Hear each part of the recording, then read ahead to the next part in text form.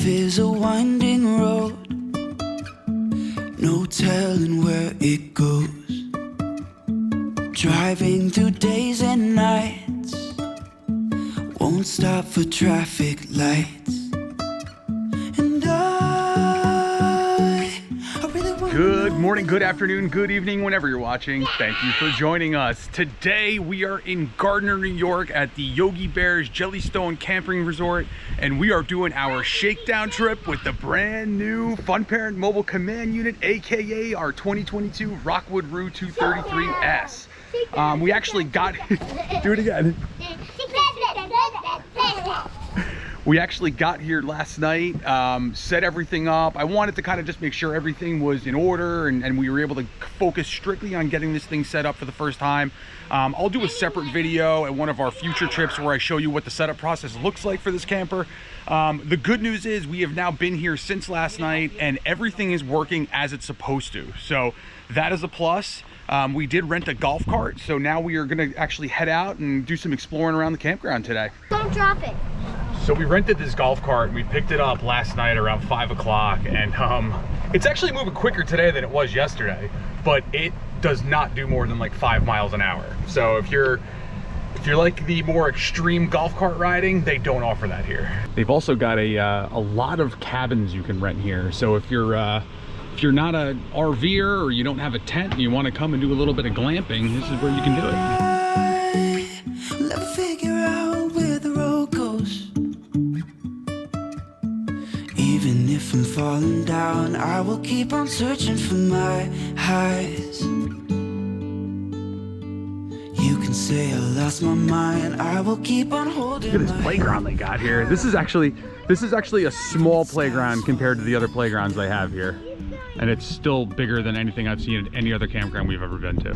Court just checked the activity schedule for today. They're doing tie-dye from 10:30 to 12:30. So I think after we check this out, we're gonna go do some tie-dye. Jumping from cliffs so high, trusting our wings to fly. Sometimes we're crashing down, but we get up and stop from the ground. So we got a t-shirt for Nick and a bag for Kaylee, like a drawstring backpack, because they ran out of a lot of the t-shirt sizes. But they also have ceramics you can paint in there, sand art, and basically they give you the kits and you can either do them inside of the arts and crafts shed that they have here, or they give you the stuff and you can just take it back to your campsite. So there's plenty of activities here to keep the kids busy, even on a rainy day. Nick and I have made it over to the Ranger Station, which is like their camp store here. We're gonna head on in here while Kaylee finishes coloring her bag. The sky's falling down. Even if the sky's falling down, yeah. The sky's falling down.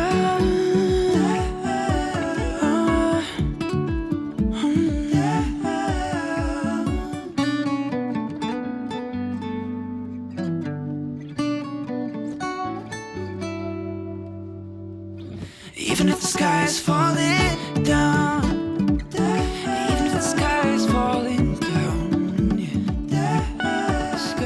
I feel like gem mining has become a staple at almost every campground we go to, but they have it here as well. I didn't see, yep, there's the price for the bags right there. Pretty standard everywhere else you go. I guess you buy the bags inside the store, then you come out here and mine away. We are stopping off at the registration desk real quick, which is, so this is the main entrance when you first come in. Basically you come up here, you go through the gate, and then this is the main road here. That little shed over there is where you get the golf cart rentals. But we have to go in here because Nick's wristband, they give you these wristbands we have to wear, and we put it on a little too loose and it was falling off of him all day yesterday. So we're gonna go in here real quick and grab a new wristband for him, and then we're gonna take the kids down to a track where you can ride like bikes and scooters and stuff, and it's like a windy track, so the kids are really excited about that. They have these awesome rocking chairs here. You can just hang out and look out on the field. Man, let's sit in this guy. Oh yeah, this is the life right here. Got some really nice tennis, pickleball, shuffleboard, and basketball courts here.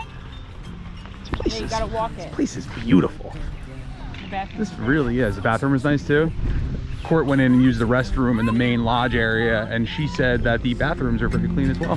I guess I should have been honest. It breaks in my heart. It's weighing me down, baby. I'm like a river that's overflowed. The sooner you know it, the less do we hurt. Let me speak the truth. Kids are all tired out from scootering. We're gonna make our way back over to the campsite now, have some lunch, and then possibly hit up the pool. It is chilly today, but they said the pool's heated, so we're gonna try it out because we didn't come all this way to not go in this pool, because it's probably one of the coolest pools I've ever seen in a campground. There he is! There he is! Hi! Hi! All right, so kids are inside eating lunch real quick. I figured I'd give you guys just a quick tour, kind of what our setup looks like here. So we have the 233S, so it does have 3 bunks like this. When we go inside, you'll see a little bit better. But over here is kind of where we have like our outdoor quote unquote kitchen area set up. So I did put the little table right here. What I don't like about this, they do give you a mount here where you could mount the Suburban grill that they give you with the camper. We have a 2-burner Blackstone that we actually prefer to use. So I actually put the Blackstone on top of this Camp Chef outdoor kitchen setup. Which is really nice about this is that this holds a lot of our stuff that we use generally outside, so it does kind of really function as a secondary kitchen. And then next to that we have the brand new Weber grill.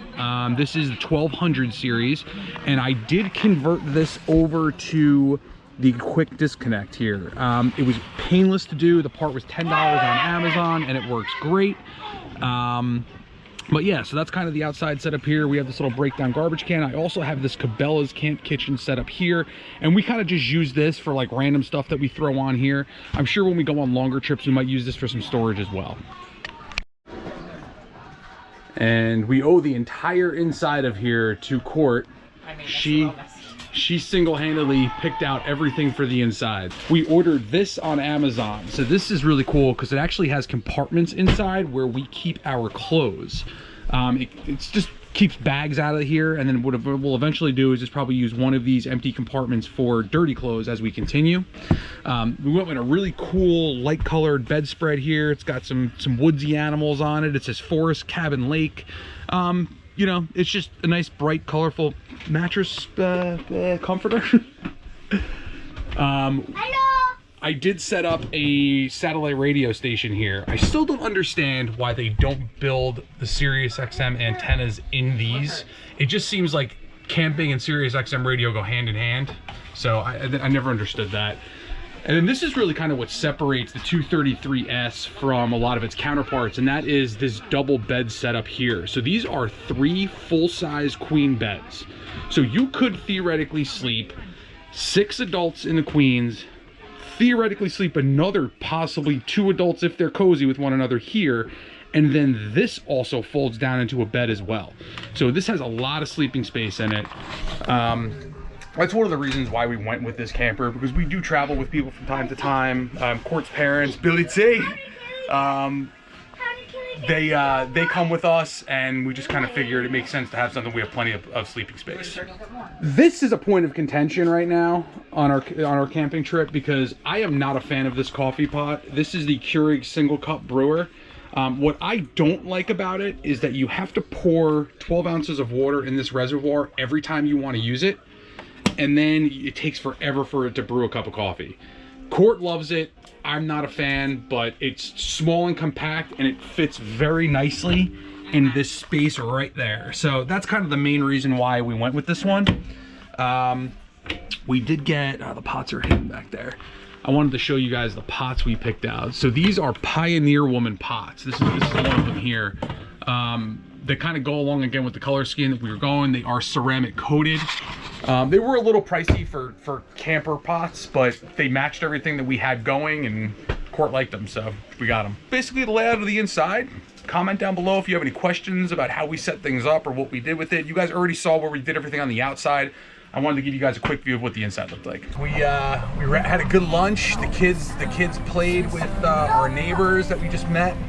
And now we have to go back to the front because Nick's wristband that was too loose is now too tight. So we have to cut this one off and get a new one on, and then we are gonna hit the pool, guys. Who's ready for the pool? It's gonna be freezing. All right, we made it to the pool. Me and Nick are gonna go hit the lazy river up right now. This place is packed, but it is awesome. Just to give you guys a view, the lazy river's back over there where that bridge is. This is a heated pool. And then look at that splash pad. That splash pad is amazing. All right, we're in the lazy river. Let's go, Nick. Yeah, see you later, dude. This water is freezing. Our destiny calls, not leaving this incomplete. Won't you lay it on me? Turn the page and burn it. Let's make up a big bonfire on the beach with the stars as our lighters, and throw our problems in the flames. Throw our problems in the flame, and throw our problems in the flames. Ooh, throw our problems in the flame. So we're on our way back from the pool, and they have stands set up here. They have a pickle stand, and they have like a carnival food stand with like fried ravioli, mozzarella sticks, fried Oreo. So we have to do it. We have to get it. It's good with that. Look at that funnel cake. Oh Lord. The mozzarella sticks leave something to be desired, but those fried ravioli look amazing. All right, going in for the fried ravioli here. Daddy. Look how much cheese there is in that. You bite the outside, but 10 out of 10 on that one. Me and the little man are on our way to the store right now. We've just been kind of chilling out at the campground.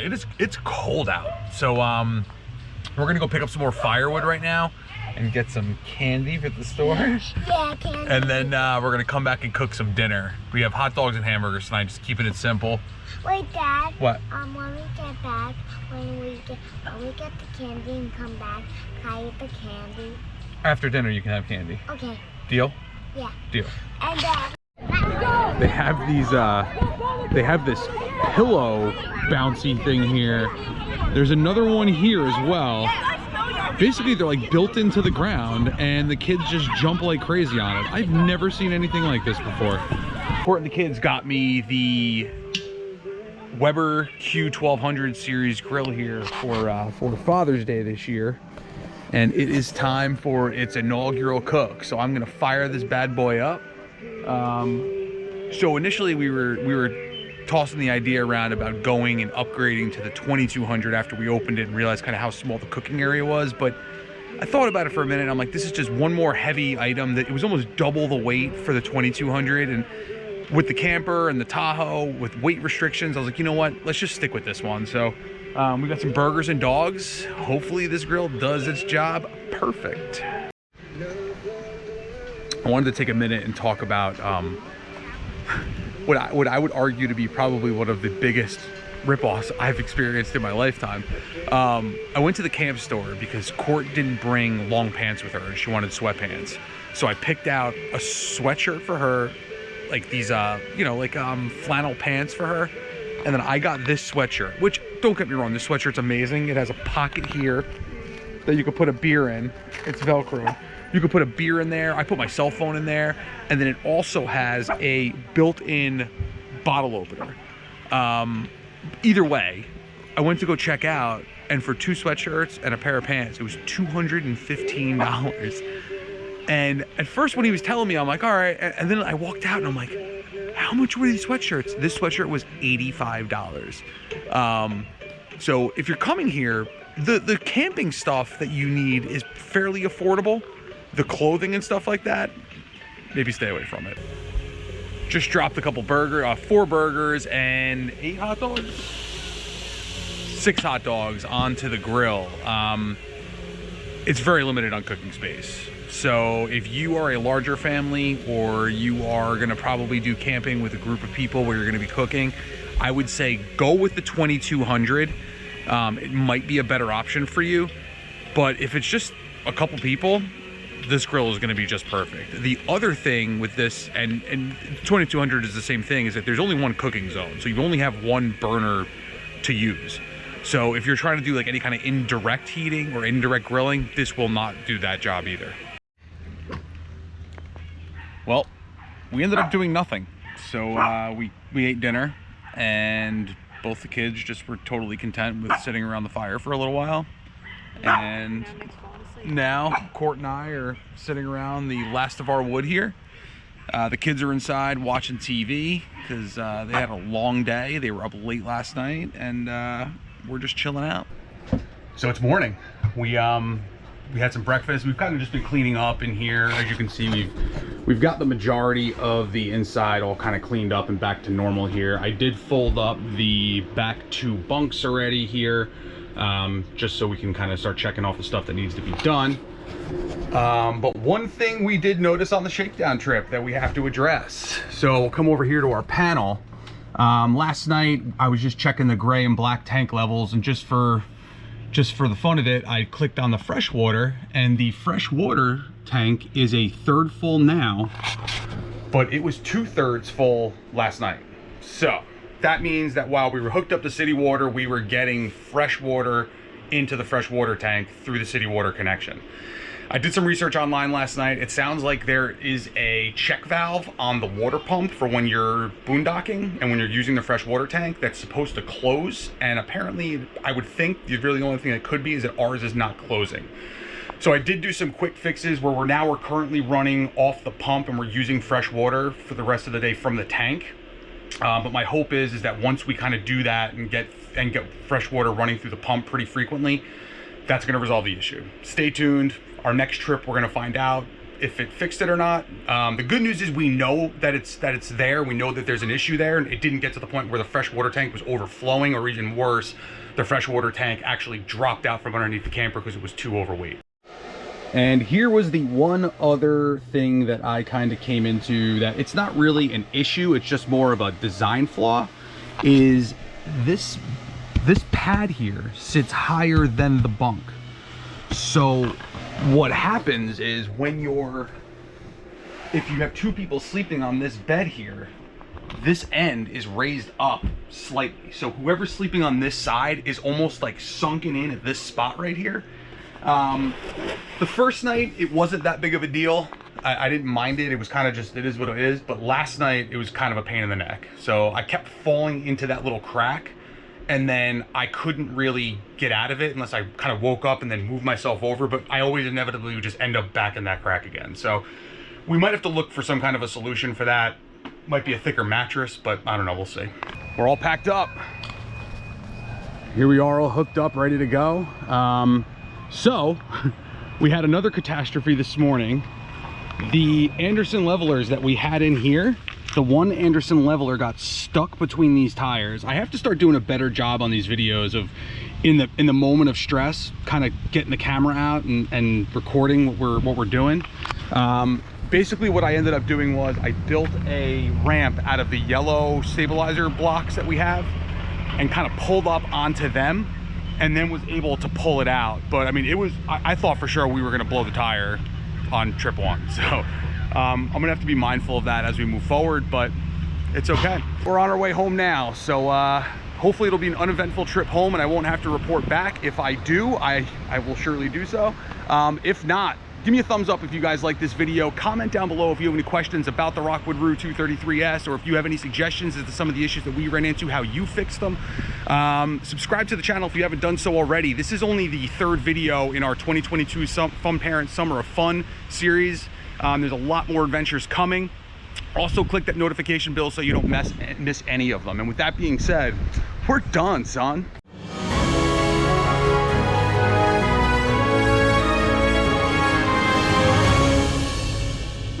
Today is the Coke and Soaker. Today